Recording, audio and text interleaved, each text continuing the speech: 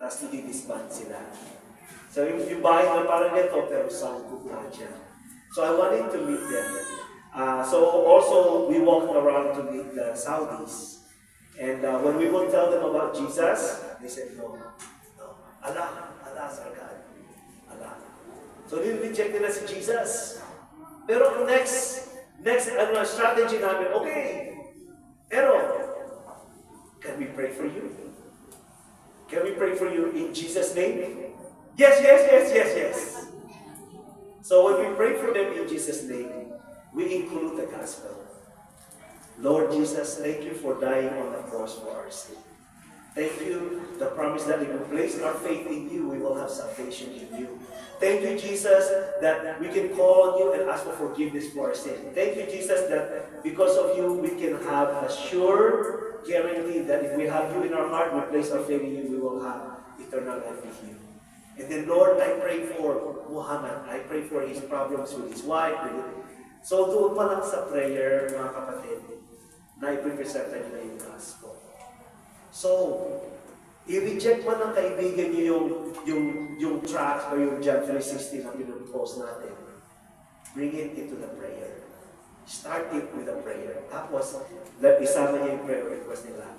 Kasi alam niyo mga kapatid, maybe at that moment, ginagamit kayo ng Panginoon to plant the seed in the heart that Jesus exists. That when we pray for someone, we're planting the idea that they too can pray to Jesus. Because one day, somebody else they will meet, they will present the gospel. Because na-implant nila sa heart nila, that gospel will grow. And then they will receive Jesus as their Lord and Savior. So don't be afraid to go out and share. Because through your testimony, we can bring them to Christ. Okay? Ang pangatlo po, last na. Pangatlo gusto kong ibigay sa inyo is the idea that we are those who have faith and it preserves our soul. It preserves our soul. What does that mean? Tinignan ko po sa Greek word, ang ibig sabihin that we are preserving our soul. To preserve our soul, it's meaning to be able to withstand. Pero let me give you the Greek word, to preserve our soul, I go something like this.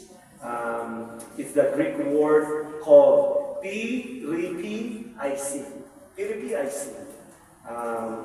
So, ang ibig sabihin nun is that we remain steady in holding our lives and keeping our lives in line with Jesus.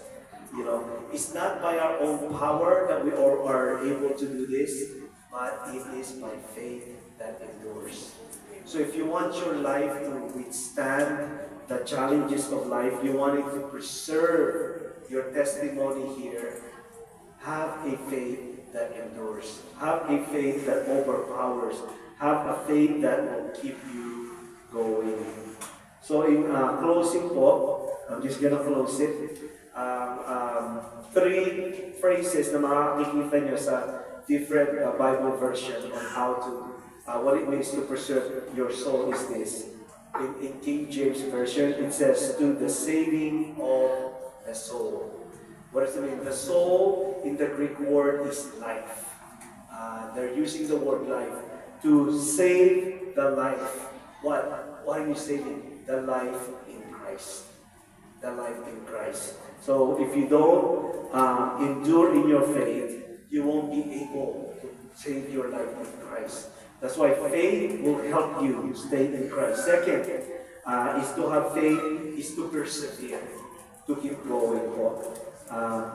So, again, let me remind you po yung tatlong bagay na gusto kong ipauwi sa inyo. Once again, there are 3 things na kailangan natin. One is we don't shrink. What does it mean we don't shrink? We don't walk away from Christ. We stay with Christ. Second, we are not easily destroyed. We are not easily discouraged. We are not easily covered with fear, but rather we push through. We keep going. Not in our own ability, but because of the faith we have in Christ. And lastly, we are those who have faith and we are able to preserve our life as a testimony, not by our own strength, but by faith and faith in Christ alone. Amen? Amen. Lord God, Father, we want to thank you and praise you for your message today.